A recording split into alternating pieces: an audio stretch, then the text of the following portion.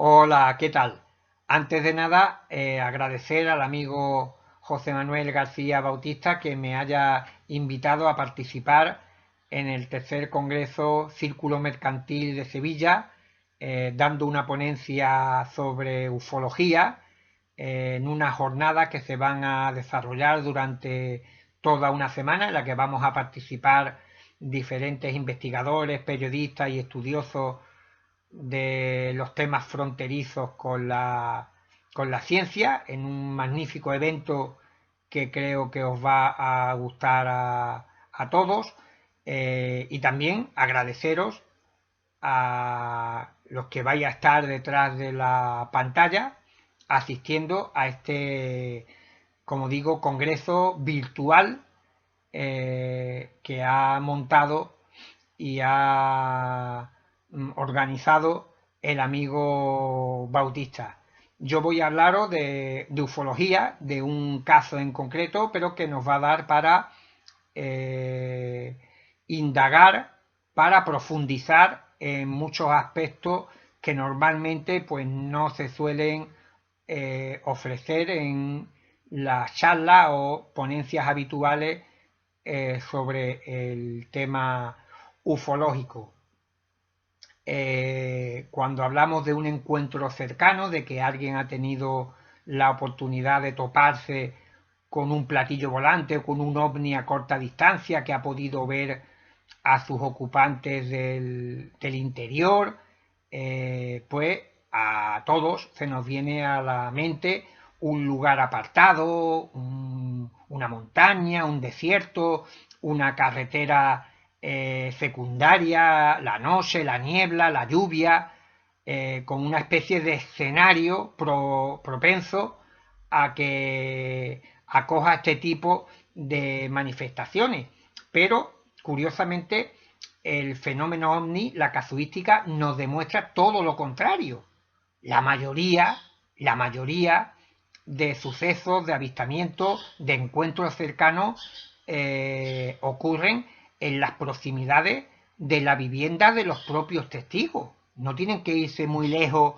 para tener un encuentro cercano. Incluso muchos de estos sucesos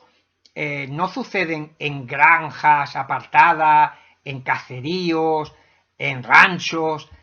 como a muchos se os habrá también venido a la cabeza cuando hablamos de este tipo de situación. Ha habido encuentros cercanos en urbanizaciones de chalet, en medio de una ciudad,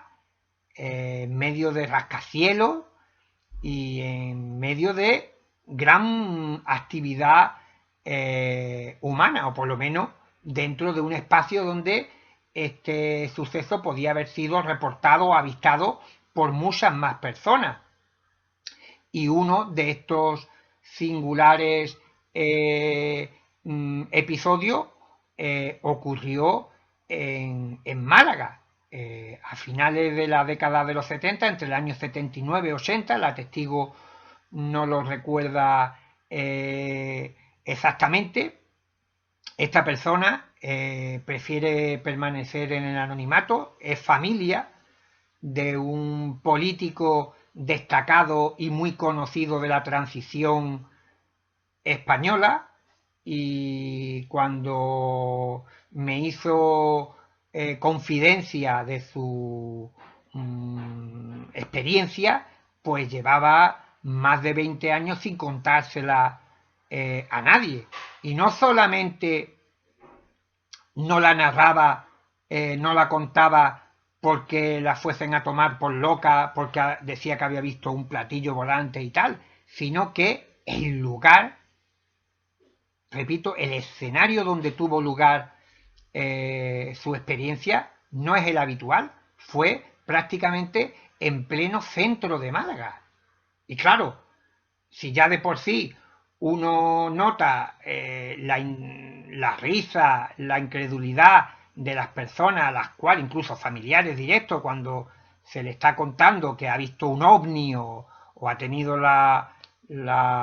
oportunidad de ver a sus tripulantes, nota que lo miran un tanto con recelo, como si estuviera mintiéndole o engañándolos, o que se hubiera vuelto loca, pues imaginaros que encima tuviera que añadir como ingrediente que esto le ha sucedido en plena ciudad. Pues todavía tenemos un elemento que añade aún mayor desconcierto y absurdo a su relato. Pues bien, esta mujer, como digo, entre el año 79 y 80 estaba en su domicilio, en un bloque de piso, no muy alto, pero en los alrededores había ya viviendas y pisos de mayor envergadura y habitado, era de madrugada, ella estaba dormida en su dormitorio en compañía de su hijo pequeño, su marido estaba fuera porque trabajaba y ella recuerda que sería bien entrada la madrugada cuando la despertó un sonido, un ruido que ella me describe como un zumbido, un silbido que se escuchaba a muy baja intensidad, pero que era muy intenso, que molestaba al ser escuchado, de hecho la despierta, e inmediatamente se le une otro factor anómalo, no solamente el sonido, sino que a través de ella vivía en una tercera planta, a través de la persiana del dormitorio, ve que se trasluce una luminosidad que viene del exterior y ella sabe que a esa altura ni los vehículos ni una vivienda cercana pues puede proyectar ningún tipo de luz que la moleste. Intrigada se levanta y cuando se acerca a la ventana pues su estupor va en aumento cuando comprueba que frente a ella, a no mucha distancia, hay un enorme objeto de apariencia metálica de cerca de 20 metros de longitud, completamente rodeado de ventanillas que lo circundan y se halla prácticamente sobre el tejado de dos viviendas de un solo piso de altura y que podría estar entre 4 o 5 metros sobre el suelo, pero la envergadura de este objeto era tal que impedía ver las casas, puesto que se encontraba, como digo, en su parte superior y por la perspectiva ella vio que estaba allí en medio de la calle, en mitad de la noche, pero que si cualquier otro vehículo, cualquier persona que andara o que se asomara en su ventana, pues hubiera tenido que ver aquel enorme objeto. Pero todavía había resquicio para aumentar la estupefacción de nuestra protagonista cuando ve que de la nave, que aquí la tenéis dibujada, surge una especie de rampa enorme, enorme. Ella ve que en una de las ventanillas había como unos seres, una sombra que ella identifica como de personas, aunque tampoco puede distinguirla, pero cuando surge esta rampa, uno de los individuos, de los humanoides, desciende por ella andando como una persona normal. Ella no, por la distancia, pues no ve las facciones claramente, pero sí piensa que se trata de un individuo de características humanas, de gran altura, vestido con un traje de buzo muy ajustado, que se dirige al borde de la rampa, tal y como estáis viendo aquí en el dibujo. Aquí veis las dos casas que tenía a los lados. Permanece un breve espacio de tiempo aquí, mirando hacia los alrededores, como observando, para posteriormente volver sobre sus propios pasos, introducirse en la nave, y aquí se produce otro hecho muy interesante. La testigo me cuenta, dice, bueno, dice, y si te ha parecido raro todo lo que te cuento de que esto me sucediese en mitad de Málaga, más raro te va a parecer lo que te voy a contar ahora. Dice, en un parpadeo, aquello desapareció. Aquello, fuese lo que fuese, no se fue volando ni desplazándose, simplemente se esfumó en un instante, muy rápido. Ella dice que fue en un parpadeo. Ella ni siquiera tuvo conocimiento de que aquello había desaparecido hasta que vio que ya no estaba. Fijaros de lo que estamos hablando, de un encuentro cercano con una nave de estas características en pleno centro de Málaga, y aunque fuese de madrugada,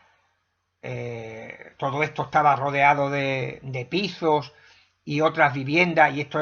era un cruce de carreteras, de calles, que evidentemente podían haber tenido tráfico de vehículos o de personas por las aceras que pudieron haber presenciado aquel fenómeno. Pero la cosa no acabó ahí. La testigo me comenta que semanas después, ella no sabe si tiene relación,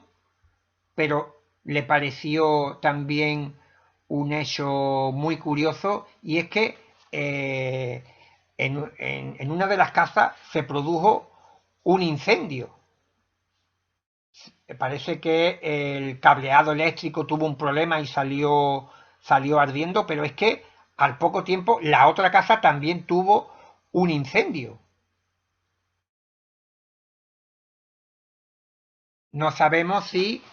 esto se debió a la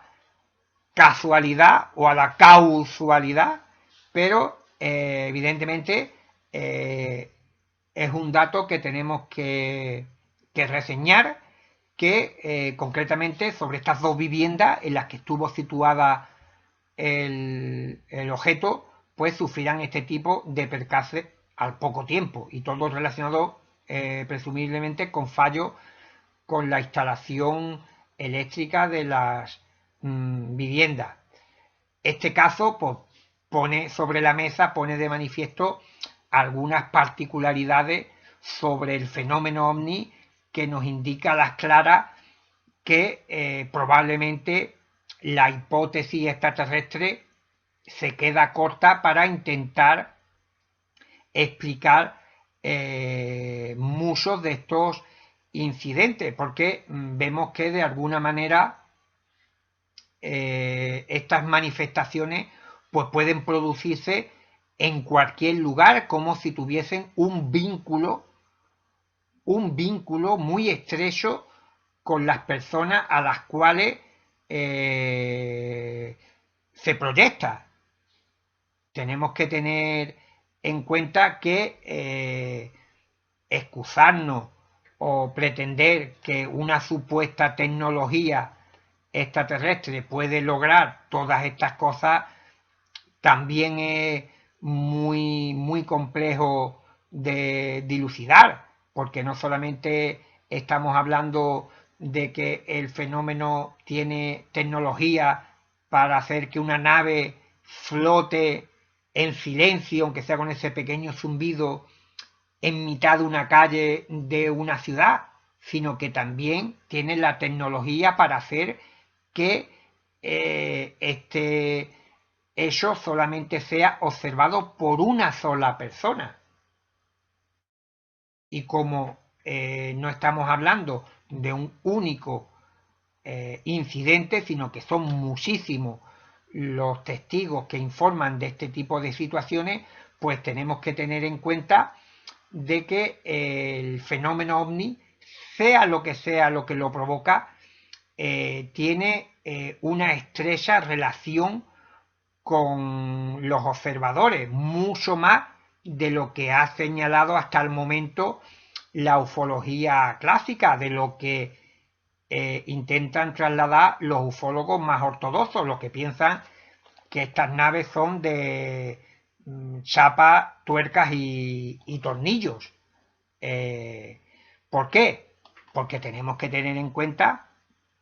de que en otros sucesos, en otros episodios ocurridos en España, en el mundo, no volvemos a encontrar esta misma nave, ni a exactamente este mismo tipo de ocupante. Tenemos la misma escena, pero los actores implicados son distintos. Entonces, la teoría de los extraterrestres, de alguna manera, tiene que también responder a por qué cada persona parece que lo percibe de una manera diferente. Y no estoy hablando de un problema de cognición, ni de interpretación, ni de decodificación, ni a la hora de trasladarlo o de contarlo, de narrarlo, cada persona utilice un lenguaje por su cultura, sus estudios, su profesión o idiosincrasia y que lo pueda explicar de una manera u otra, sino que estamos hablando que hay una serie de diferencias que son sustanciales e importantes. Hablamos de diferencias en tamaños de objetos que varían en varios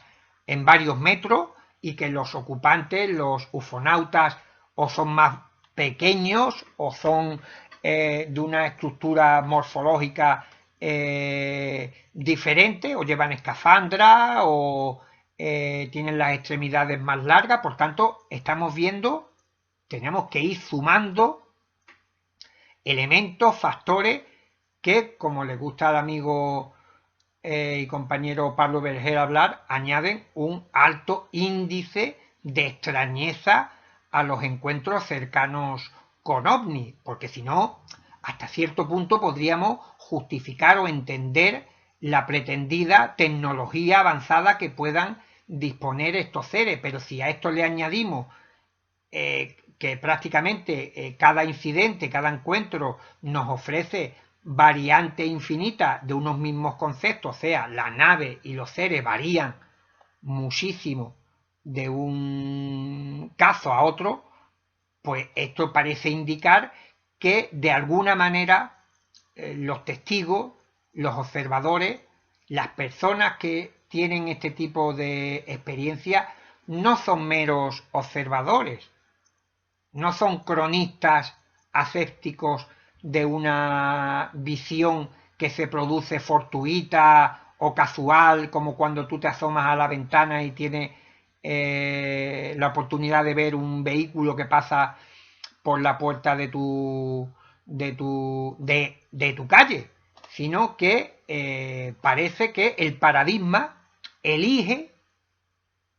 a determinadas y concretas personas por factores o conjunciones que ni siquiera podemos aventurar para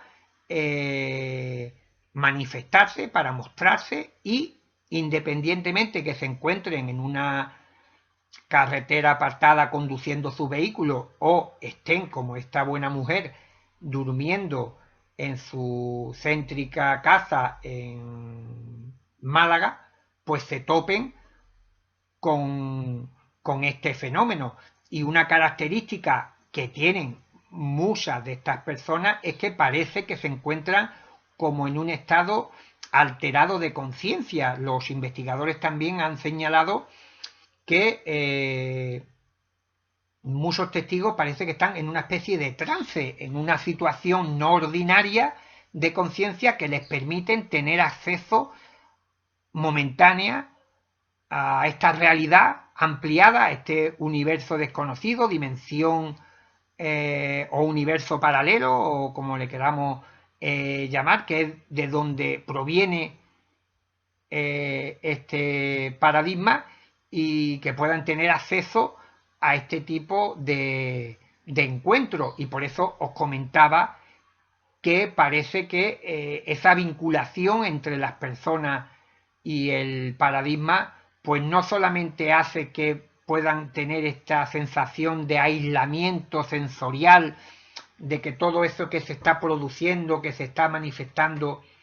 ante sus ojos sea solamente exclusiva para él, porque yo estoy convencido que si otra persona se hubiese asomado a su ventana, hubiese andado por la calle, probablemente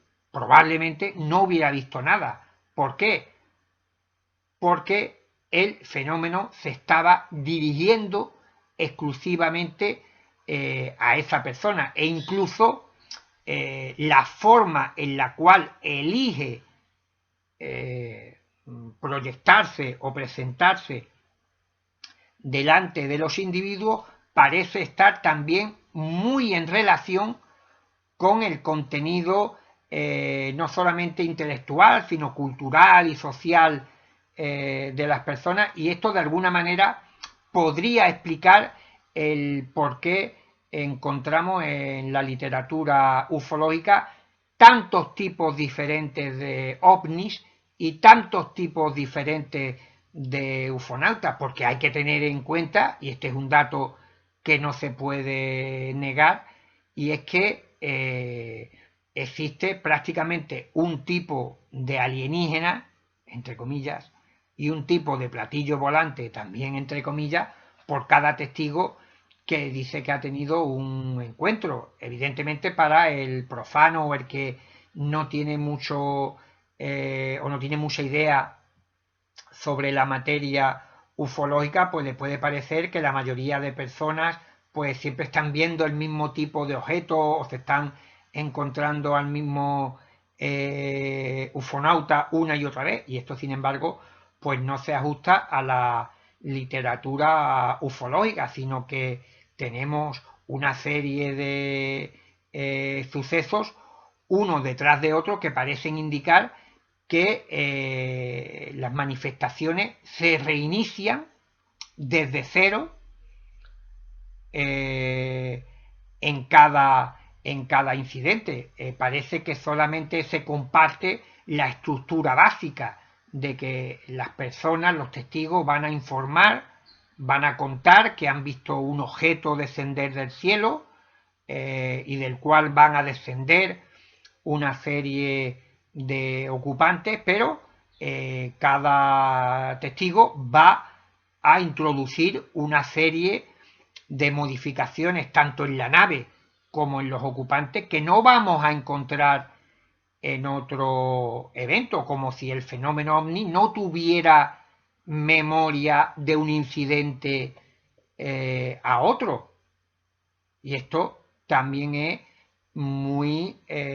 asombroso, a la par que desconcertante a la hora de intentar establecer algún tipo de hipótesis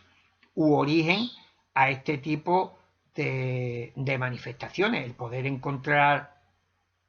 respuestas, como digo, a cómo el fenómeno tiene la particularidad de escoger a determinadas personas, mostrarse de forma tan ambigua para parecer un fenómeno evidentemente real y físico, puesto que esta mujer no tenía duda de que esta nave estaba allí, puesto que le impedía la visión de las casas. La mujer, evidentemente, el dibujo está hecho de frente, ella lo veía desde una posición más elevada, le impedía ver las casas, y para ella era un evento completamente extraordinario, pero es real, pero a la par tiene esta ambigüedad a la que aludo, que parecen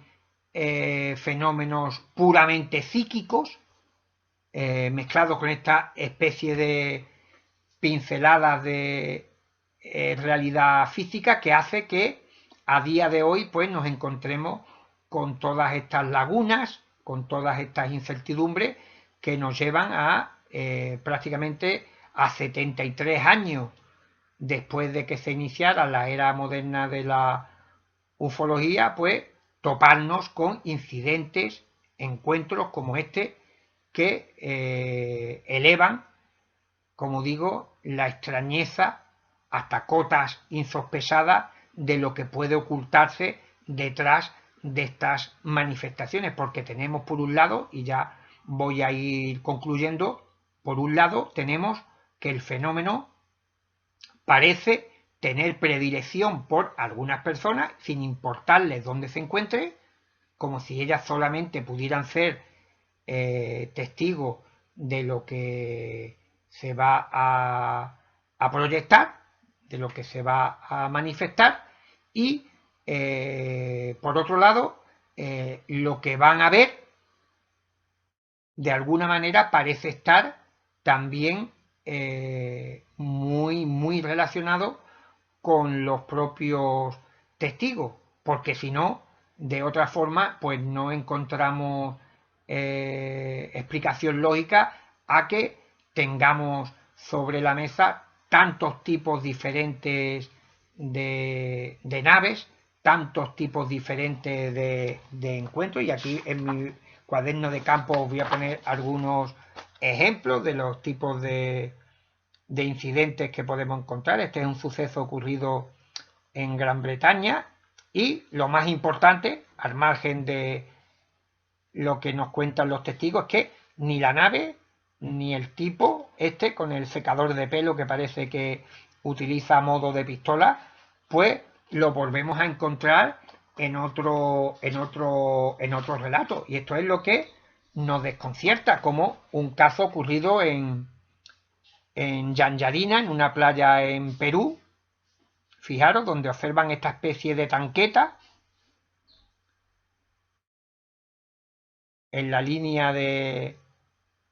la arena con la playa, con el mar. Y lo curioso es que los testigos eran varios, estaban pescando, y los